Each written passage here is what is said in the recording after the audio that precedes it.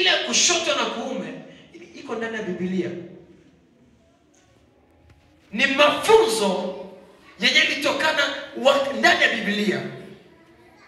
Wakati Petro iko ndani ya gereza, iko nafundisha manners, tabia ya wana wa Israeli, anamwambia, ndugu zangu, kwetu hawakulaka na mkono ya kushoto, wanakulaka na mkono ya kulia.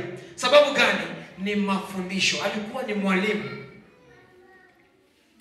Na hapa hatutaongelea ile mafundisho ya kunyumba, ile mafundisho yenye papa na mama wanatufundisha ili tukomae tukue kisi tuko, ili tuzeeke siku moja.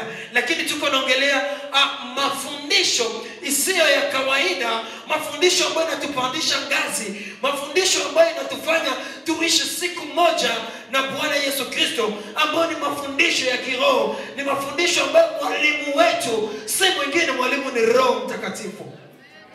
Haleluya. Hakuna mwalimu mwingine mwatuko naye. Acha tu nikwambie, ukiachaka dunia ikufundishe kila siku, machozi itatoka kwa kusura yako. Ukiachaka dunia ndio ikuwe mwalimu wako,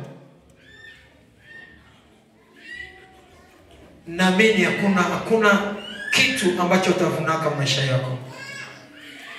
Ndio maana mtoto mwenye ashashinda wazazi wanakuwa na neno fulani wanasema, kwangu mimi ninakamataka kama laana.